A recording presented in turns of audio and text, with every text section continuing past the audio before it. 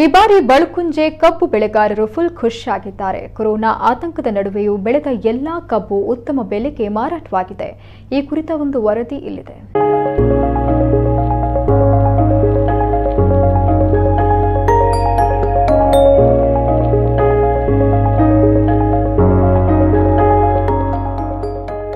ಚೌತಿ ಹಬ್ಬದಲ್ಲಿ ಕಬ್ಬು ಪ್ರಮುಖ ಸ್ಥಾನವನ್ನ ಪಡೆದಿದೆ. ಹಿಂದೂ ಸಂಪ್ರದಾಯದಂತೆ ಗಣೇಶ ಚತುರ್ಥಿಗೆ ಕಬ್ಬು ಅಗತ್ಯವಾದ ಕಾರಣ ಪ್ರತಿಯೊಂದು ಮನೆಯಲ್ಲಿ ಕಬ್ಬನ್ನ ಖರೀದಿ ಮಾಡಲಾಗುತ್ತೆ. ಚೌತಿಯ ಕಬ್ಬು ಬೆಳೆಯಲ್ಲಿ ಕಿನ್ನಿಗೋಳಿ ಸಮೀಪದ ಬಳುಕುಂಜೆ ಬಹಳಷ್ಟು ಪ್ರಸಿದ್ಧಿ ಪಡೆದಿದೆ.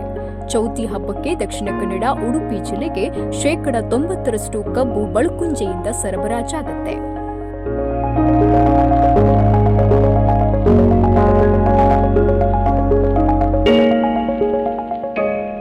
ಹೆಚ್ಚಾಗಿ ಕಪ್ಪು ಕಬ್ಬನ್ನ ಇಲ್ಲಿ ಬೆಳೆಯಲಾಗ್ತಾ ಇದ್ದು, ಸ್ವಲ್ಪ ಪ್ರಮಾಣದಲ್ಲಿ ಬಿಳಿ ಕಬ್ಬನ್ನ ಬೆಳೆಯಲಾಗುತ್ತೆ.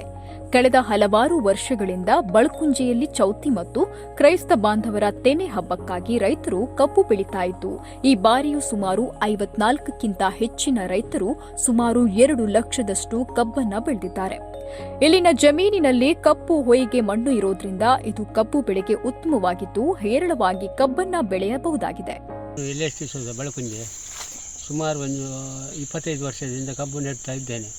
ವರ್ಷ ಪ್ರತಿ ಕಬ್ಬಿಗೆ ಒಳ್ಳೆಯ ರೇಟ್ ಬಂದು ಕಬ್ಬು ಹೋಯಿತು. ಹೋದ ವರ್ಷ ಕೊರೋನಾದಿಂದ ರೇಟ್ ಕಮ್ಮಿ ಆಯಿತು. ಹಾಗಾಗಿ ಬಳುಕುಂಜೆಯಲ್ಲಿ ಮಾತ್ರ ಕಬ್ಬು ಬೆಳೀತದೆ, ಬೇರೆ ಕಡೆಯಲ್ಲಿ ಅಷ್ಟು ಒಳ್ಳೆಯದಾಗಿ ಕಬ್ಬು ಬೆಳೆಯುವುದಿಲ್ಲ.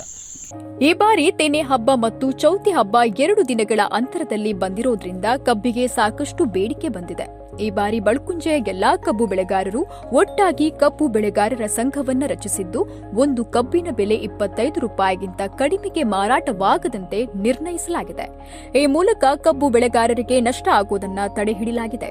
ಕಬ್ಬನ್ನ ಖರೀದಿಗಾಗಿ ಮಾರಾಟಗಾರರು ಚೌತಿ ಹಬ್ಬಕ್ಕಿಂತ ಸುಮಾರು 6 ತಿಂಗಳ ಹಿಂದೆಯೇ ಮಾತುಕತೆಯನ್ನ ಬಂದು ನಡೆಸಿರುತ್ತಾರೆ. ಆದರೆ ಕಳೆದ ಬಾರಿ ಕೊರೋನಾ ಕಾರಣದಿಂದ ಯಾವೊಬ್ಬ ಮಾರಾಟಗಾರನು ಖರೀದಿಗೆ ಆಸಕ್ತಿ ವಹಿಸದ ಕಾರಣ ಕೊನೆಯ ಹಂತಕ್ಕೆ 15 ರೂಪಾಯಿಗೆ ಮಾರಾಟ ಮಾಡಿ ನಷ್ಟ ಅನುಭವಿಸುವಂತಾಗಿದೆ. ಜಿಲ್ಲೆಯ ಹೆಚ್ಚಿನ ಚರ್ಚ್ಗಳಿಗೆ ಚೌತಿ ಹಬ್ಬಕ್ಕೆ ಬಳುಕುಂಜೆ ಕಬ್ಬಿಗೆ ಬೇಡಿಕೆ ಇದ್ದು, 1-2 ರೂಪಾಯಿ ಹೆಚ್ಚಾದರೂ ಬಳುಕುಂಜೆ ಕಬ್ಬಿಗೆ ಡಿಮ್ಯಾಂಡ್.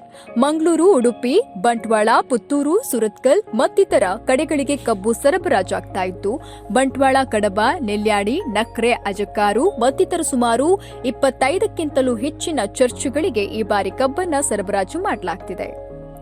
ನಿಶಾಂತ್ ಶೆಟ್ಟಿ, ನಮಕುಂಡ ನ್ಯೂಸ್, ಕಿನ್ನಿಗೋಳಿ.